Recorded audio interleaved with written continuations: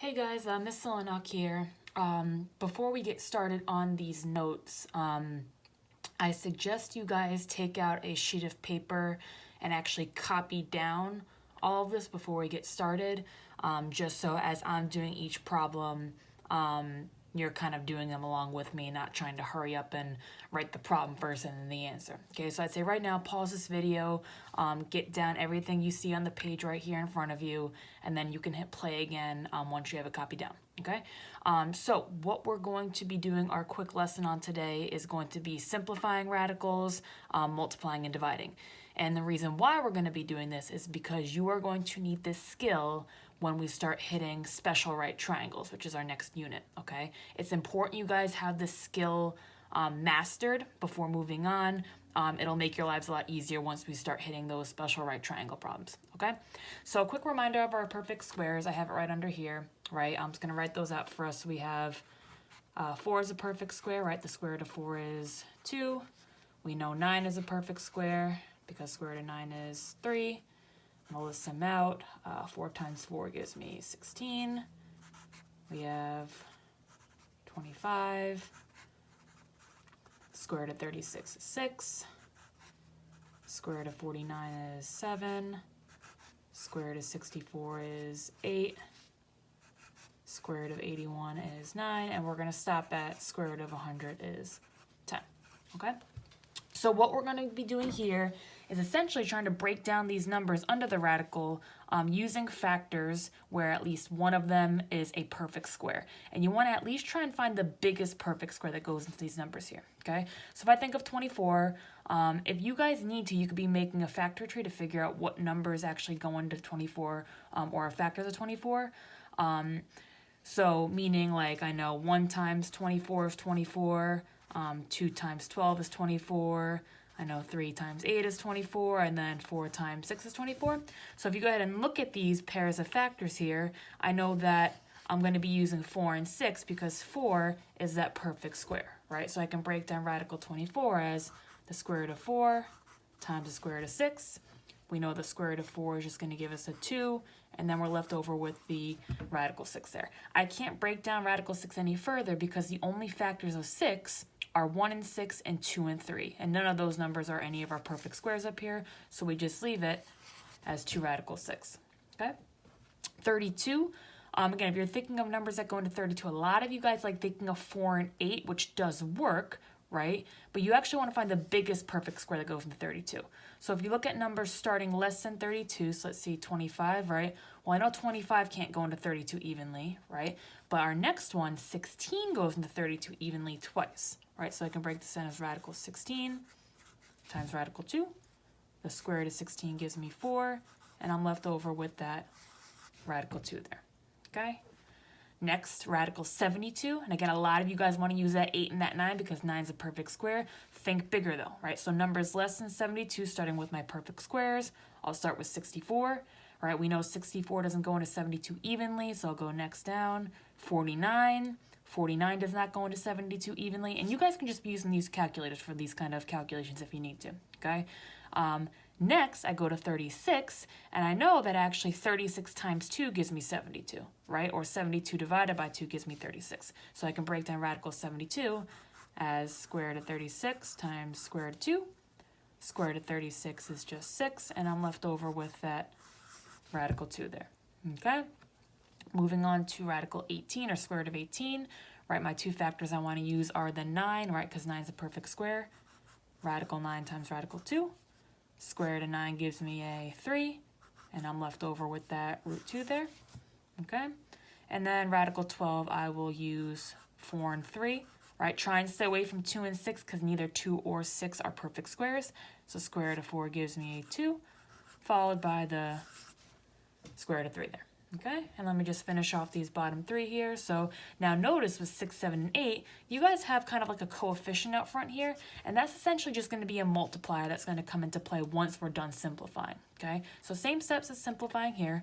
So radical 8 I can break down as radical 4 times radical 2, and I'm going to keep that 2 up front there.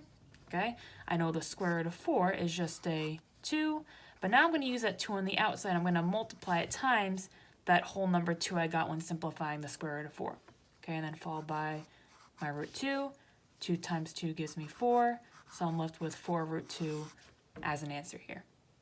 Okay, same thing breaking down my 20 here in number 7. So I can use radical 4 and radical 5, and then keep that 3 out front. The square root of 4 gives me a 2.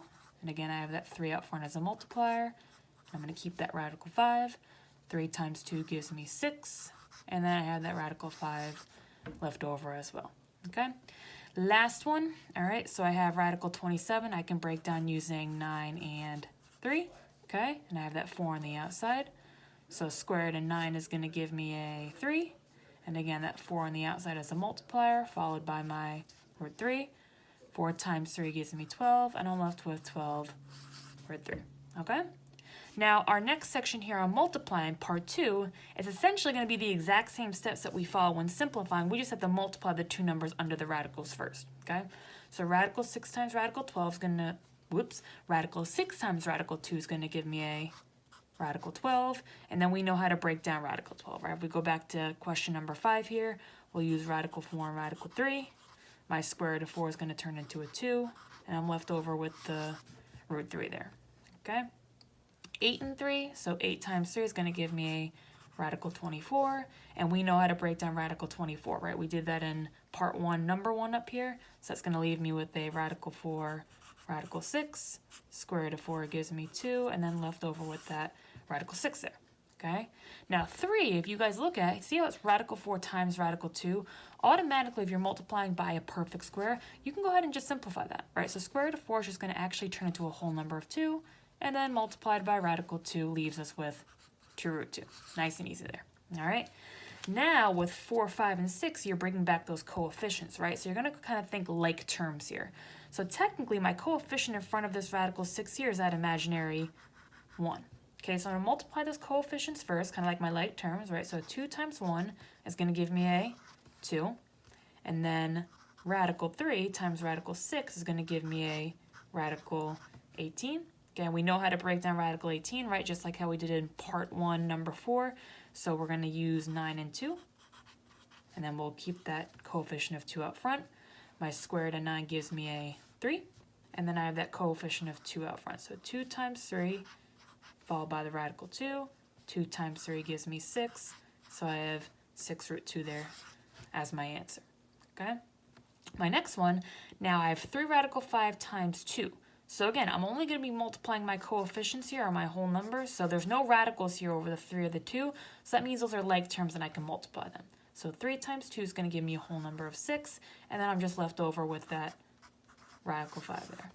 Okay, last one before we get to part 3. Okay, so now again, my like terms here, I have my coefficients out front, 2 and 3. So 2 times 3 is going to give me a 6. And then radical 5 times radical 8 is going to give me a radical 40. Now 40 is kind of a big number, but what should jump out at you right away? With 40, our factors is that it ends in a 0, so it's divisible by 10. Right, so factors of 40 we can use would be a 4 and a 10 because we know 4 is a perfect square. Right, and I'm going to keep that 6 up front. So square root of 4 is going to give me a 2. I drop down my 6 as a multiplier. Keep that radical 10. 6 times 2 gives me 12, followed by root 10. And again, I can't break down radical 10 any further because the only factors of 10 are 1, 10, 2, and 5, and none of those are perfect squares, right? So I'm just going to keep it as radical 10, okay? All right, moving on to your last part here, guys. And here we go, dividing. Now you're going to notice there are a lot of examples here, so just be patient with me as we go through them because again, this is going to be a skill you guys really, really need when we start doing those special right triangle problems, okay? So you're going to also think kind of like terms here too when we're dividing. So for number 1, notice how it's radical 8 divided by radical 2. So if you were to think to yourself right now, well, what's regular 8 divided by regular 2? It would give you a regular 4, right? Now, since both these terms have radicals over them, you're going to think of these as like terms and think, okay, well, radical 8 divided by radical 2 is going to give me a radical 4, and then automatically, you know, the square root of 4 is a perfect square. That's just going to simplify to a whole number of 2 there, okay? So number 2 is the same idea here. So radical 10 divided by radical 2 is going to give me a radical 5. Radical 5 I can't break down or simplify any further, so I'm just going to keep it as root 5. Okay. Now number 3, you have a coefficient for your numerator, but no coefficient in the denominator. If you want to put a placeholder of 1 there, you can. All right. So technically 2 divided by 1 is going to give me a 2. And then radical 12 divided by radical 3 is going to give me a radical 4, or square root of 4. And again, with that coefficient 2 as a multiplier, I know the square root of 4 is just going to turn into a whole number of 2. I'll multiply those two together, and I'm left with just a plain old 4 there. Okay? Moving on to number 4, okay? So notice how now there's a radical in the numerator, but no radical in the denominator, and that's fine, okay? So I'm going to, again, divide my like terms here, so I can divide 8 divided by 4 to give me a 2, and then I'm just left over with a radical 2 after that. All right, nice and easy. Now number 5, notice how I have coefficients of whole numbers here, and then I also have 2 terms under a radical. Okay, so I'm going to, again, just kind of divide using my like terms. So 10 divided by 5 is going to give me a 2. Radical 4 divided by radical 2 is going to give me a radical 2, or square root of 2. All right. Now number 6, right, notice how, again, I have that 4 as a coefficient up front. I can put an imaginary 1 there if I'd like.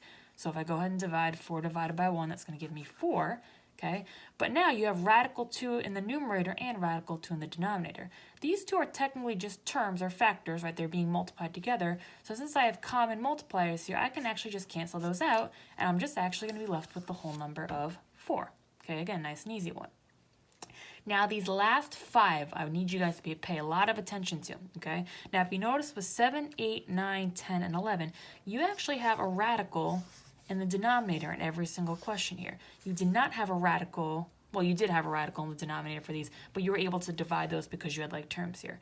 So now I have a whole number in the numerator and a radical in the denominator. These are not like terms, so I can't just go ahead and do 6 divided by radical 2 and get a radical 3, or 6 divided by radical 2 and get a 3, right? I actually have to do something called rationalizing, okay? So I'm going to rationalize 2 examples with you, and I'm going to show you guys a quick shortcut. There we go. Okay, so whenever we have an answer or an expression where there's a radical in the denominator, you can't actually have that as a final answer. It's going to give you an irrational number. So to rationalize and make it a rational number, what we're going to be doing is we're going to take whatever term's in that denominator there and multiply it by the denominator and the numerator. And the whole part of doing that is when I multiply radical 2 times radical 2, that's going to give me radical 4, or square root of 4, right? And then the numerator, I'm going to have 6 times radical 2, which is just 6 times radical 2. And what should jump out at you guys right now is that radical 4 there, right? That's a perfect square. So I'm actually going to go ahead and change that. The square root of 4, we know is just a whole number of 2. And now technically you're back to an example like number 4 here, right? I can go ahead and divide my two whole numbers here, the 6 and the 2, which is going to give me a 3. And then followed by a root 2. Okay, and that would be my final answer of 3 radical 2 there. Okay, so I'm going to do the same process with number 8. Some of you guys might be picking up on a pattern as I'm going through it. Okay, and then I'll show you guys a quick shortcut. All right, so again, 8 divided by radical 2. To get rid of that radical 2 in the denominator, I'm going to go ahead and multiply by radical 2 in the denominator and the numerator. Okay, so that's going to leave me with, right, radical 2 times radical 2 is just going to give me radical 4, right, or square root of 4. And I know the square root of 4 is just going to give me a whole number of 2. Okay, and then what I'm left with in the numerator is 8 times radical 2, which again, they're not like terms, so keep them separate as 8 root 2. Now again, looking at this expression here, I know that I can divide the 8 and the 2 to give me a whole number of 4, and then I'm left over with that root 2. So Miss Selenak, what's the shortcut you're talking about? Glad you guys asked. So essentially what you're going to be doing, anytime you're dividing an even number, really any whole number by radical 2, your shortcut is you're going to take that whole number, whatever it is, so I'm going to write off to the side, take that whole number, you're going to divide it by 2. So if I do this here, so it's going to be 10 divided by 2, which is going to give me a 5, right? And then you're going to take that 5 and you're going to multiply it by radical 2. And that shortcut's going to work every single time. So 5 times radical 2 is going to give me 5 root 2 there. So that saves you guys quite a bit of time and quite a bit of work if you want to be using that shortcut, okay? So if I were to use that shortcut right back for 7 and 8, I take my whole number of 6, right? So my whole number divided by 2. So 6 divided by 2 gives me 3.